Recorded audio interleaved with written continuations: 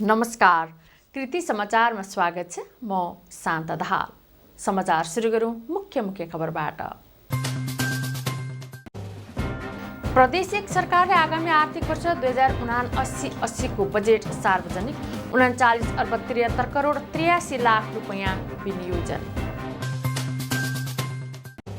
उदयपुरको त्रियुगा नगरपालिका एक फुलजोरमा एक महिलामाथि मङ्गलबार छुरा प्रहार, 2 घाइते। सुनसरीको इटरीमा आफ्नै आमाले 3 महिने शिशुको घाँटी थिचेर हत्या आरोपमा 32 वर्षीय उर्मिला सुनार पक्राउ। निर्वाचन आयोगद्वारा मतदाता नामावली सङ्कलन सुरु, उमेर पुगेका नेपाली नागरिकलाई सम्बन्धित प्रशासनमा गई नामावली दर्ता गर्न आग्रह।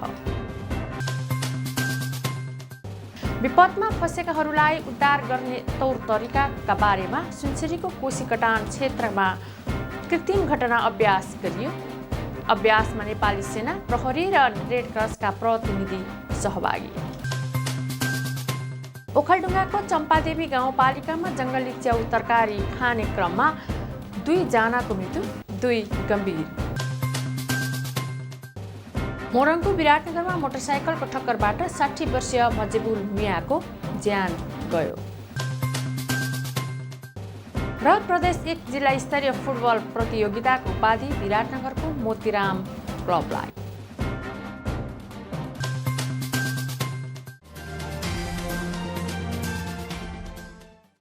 अब समाचार विस्तारमा। प्रदेश 1 सरकारले आगामी आर्थिक वर्ष 2079-80 को बजेट सार्वजनिक गरेको छ। आगामी आर्थिक वर्षका लागि 39 अर्ब 73 करोड 83 लाख रुपैयाँ विनियोजन गरेको हो। आर्थिक मामिला तथा योजना मन्त्री इन्द्र बहादुर आङ्बोले बजेट प्रस्तुत गर्दै प्रदेश सरकारको आन्तरिक राजस्व आम्दानीबाट 4 अर्ब 98 करोड 45 लाख र राजस्व बाँडफाँडबाट 11 अर्ब 88 करोड 14 लाख प्राप्त हुने बताउनुभयो।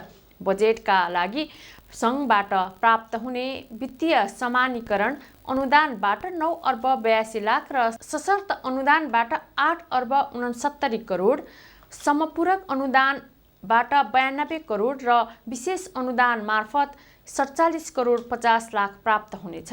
प्रदेश 1 सरकारले निर्वाचन क्षेत्र पूर्वाधार विशेष कार्यक्रमका लागि 90 करोड रुपैयाँ विनियोजन गरेको छ। स्वास्थ्य क्षेत्रमा मात्रै 3 अर्ब 67 करोड 77 लाख रुपैयाँ बजेट विनियोजन गरिएको आर्थिक मामिला तथा योजना मन्त्री इन्द्र बहादुर आङ्बोले बताउनुभयो। उहाँले बजेट प्रस्तुत गर्दै प्रदेश मातहतका अस्पताललाई स्तरोन्नति गर्न 25 करोड 50 लाख रुपैयाँ विनियोजन गरिएको बताउनुभयो।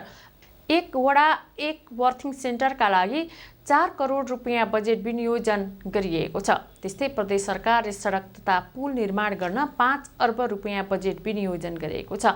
हाल निर्माणाधीन अवस्थाका 66 वटा प्रादेशिक लोकमार्ग सडक र रणनीतिक सडक निर्माण सम्पन्न गर्ने जनाइएको छ। मन्त्री आङ्बोले थप 15 वटा सडकलाई प्रदेश लोकमार्गमा स्तरोन्नति गरेको घोषणा गर्नुभयो। प्रदेश सरकारले आगामी आर्थिक वर्ष प्रदेशका 14 वटा जिल्लामा 100 वटा झोलुङ्गे पुल निर्माण गर्ने घोषणा गरेको छ। त्यसका लागि 20 करोड रुपैयाँ विनियोजन गरेको छ।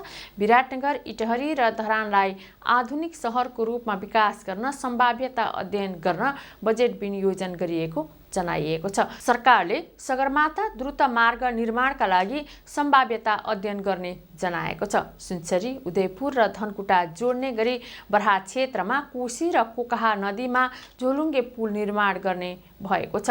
त्यसका लागि 2 करोड रुपैयाँ बजेट विनियोजन गरिएको छ। शहीद परिवारलाई 1 लाख रुपैयाँका दरले आर्थिक सहयोग उपलब्ध गराउने घोषणा गरिएको छ। उदयपुरको त्रियुगा नगरपालिका 1 फुलजोरमा एक महिलामाथि मङ्गलबार छुरा प्रहार भएको छ। सोही ठाउँकी 43 वर्षीय सिर्जना राईलाई घरमा बसिरहेका बेला कटारी नगरपालिका 6 रिस्कुका 45 वर्षीय रामकुमार सुर्खेतीले छुरा प्रहार गरेको जिल्ला प्रहरी कार्यालय उदयपुरले जनाएको छ। जिल्ला प्रहरी कार्यालय उदयपुरका प्रवक्ता सन्तोष आचार्यका अनुसार छुरा प्रहार गर्ने व्यक्ति सृजनाको पूर्वपति हुन्। छुरा प्रहार पश्चात आफैले आफैलाई छुरा प्रहार गरी बेहोस बनेको उहाँले जानकारी दिनुभयो। सृजना भएको स्थानमा आई विवाद पश्चात आफैले बोकेर ल्याएको छुराले सृजनाको पेटमा प्रहार गरी घाइते बनाएको प्रवक्ता आचार्यले जानकारी दिनुभयो। दुवै घाइतेलाई उद्धार गरी तत्काल उपचारका लागि जिल्ला अस्पताल गाईघाटमा पठाइएको थियो। त्यहाँ उपचार सम्भव नभएपछि थप उपचारका लागि धरानस्थित बीपी कोइराला स्वास्थ्य विज्ञान प्रतिष्ठानमा उपचारका लागि पठाइएको छ। सुनसरीको इटहरीमा आफ्नै आमाले 3 महिने शिशुको घाँटी थिचेर हत्या गरेको प्रहरीले जनाएको छ। हत्या आरोपमा इटहरी 17 मुसहर टोलकी 32 वर्षीय उर्मिला सुनार पक्राउ परेकी छन्। उनले आफ्नै 3 महिने शिशु भुवन विकको घाँटी थिचेर हत्या गरेको अवस्थामा पाइएको इलाका प्रहरी कार्यालय इटहरीले जनाएको छ। घटना गत जेठ 24 गतेको हो। उनले मादक पदार्थ सेवन गरी शिशुको हत्या गरेको प्रहरीले जनाएको छ। उनीमाथि कर्तव्य ज्यान मुद्दामा म्याद थप गरी अनुसन्धान भइरहेको प्रहरीले जनाएको छ। निर्वाचन आयोगले प्रतिनिधि सभा र प्रदेश सभाको एकैपटक निर्वाचन गर्ने तयारी स्वरूप हिजोदेखि मतदाता नामावली सङ्कलन सुरु गरेको छ।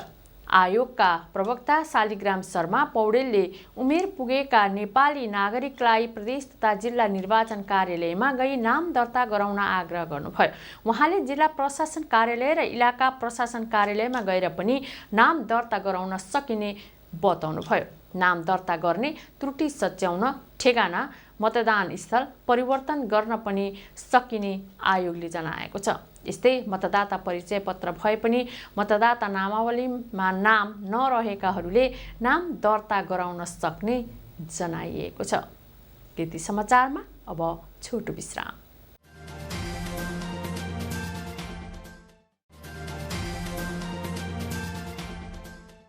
कृति समाचारमा पुनः स्वागत छ। अब बाँकी समाचार। विपदमा फँसेकाहरूलाई उद्धार गर्ने तौर तरिकाका बारेमा हिजो सुनसरीको कोशीकटान क्षेत्रमा कृत्रिम घटना अभ्यास गरिएको छ।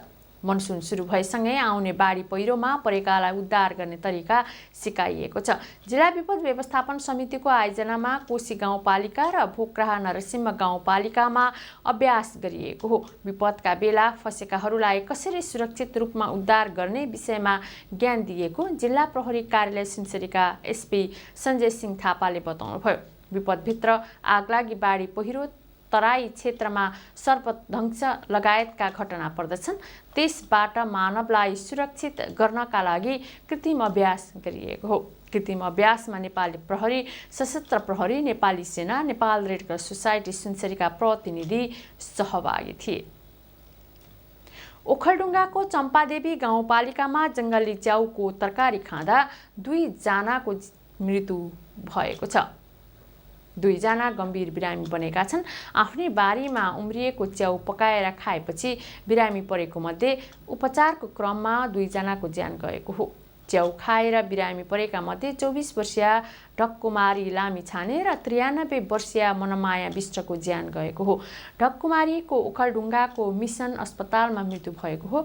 मनमायाको काठमाडौँ स्थित टिचिङ अस्पतालमा मृत्यु भएको हो। घाइते 27 वर्षीय राजन विष्ट र 3 वर्षीय सरिस्मा विष्ट बिरामी छन्। उनीहरूको उपचार भइरहेको छ। ढक्कुमारी राजनको पत्नी हुन् भने सरिस्मा छोरी हुन्। त्यस्तै मनमाया आमा हुन्। बिरामीहरूको टिचिङ अस्पतालमै उपचार भइरहेको छ। घटना जेठ 28 को भए पनि मृत्यु चाहिँ 21 गते भएको जिल्ला प्रहरी कार्यालय ओखलढुङ्गाले जनाएको छ।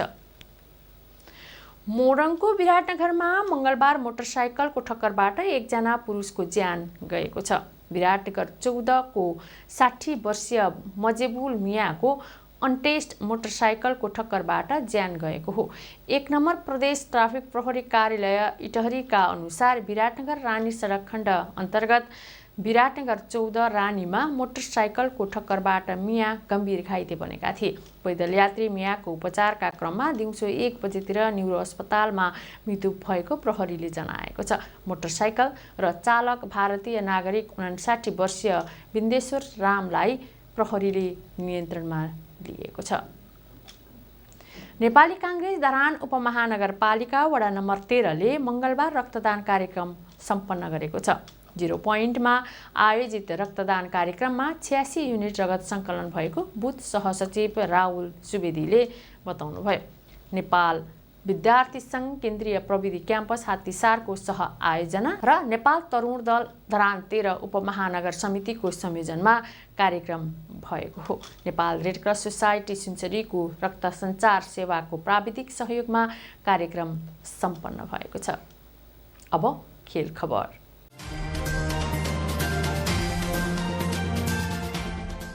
मोरङ विराटनगरको मोतीराम स्पोर्टिङ क्लबले प्रदेश 1 जिल्ला स्तरीय नकआउट फुटबल प्रतियोगिताको उपाधि जितेको छ। सुनसरीको इटरी रङ्गशालामा बुधबार सम्पन्न फाइनलमा धनकुटाको देउराली फुटबल क्लबलाई 2-1 गोल अन्तरले हराउँदै उपाधि जितेको हो। जितका लागि मोतीरामका दिवाकर चौधरी र उमेश कार्कीले 1-1 गोल गरेका थिए। यता सान्त्वना गोल देउरालीका तर्फबाट सञ्जय रम्तेलले गरे। उपाधिसँगै नगद 2 लाख रुपैयाँ जितेको छ। यता देउरालीले नगद 1 लाख रुपैयाँमा चित्त बुझाएको छ। प्रतियोगितामा मोतीरामका उमेश कार्की उत्कृष्ट खेलाडी घोषित भए भने उनले नगद 5,100 रुपैयाँ पुरस्कार प्राप्त गरे। प्रतियोगिता समापन पश्चात गायिका ज्योति मगरले साङ्गीतिक प्रस्तुति दिएकी थिइन्। विजेता तथा उपविजेता टिमलाई राष्ट्रिय खेलकुद परिषदका सदस्य सचिव टङ्कलाल घिसिङ, प्रदेश 1 खेलकुद बोर्डका सदस्य सचिव हंसराज वागले, सुनसरी जिल्ला खेलकुद विकास समितिका अध्यक्ष दीपक राई लगायतले पुरस्कार वितरण गरेका थिए। प्रतियोगिता गत जेठ 26 गतेदेखि सुरु भएको थियो, जहाँ 11 वटा जिल्ला च्याम्पियन टिम बीच प्रतिस्पर्धा भएको थियो। कृति समाचारको अन्त्यमा पुनः मुख्य खबरहरू।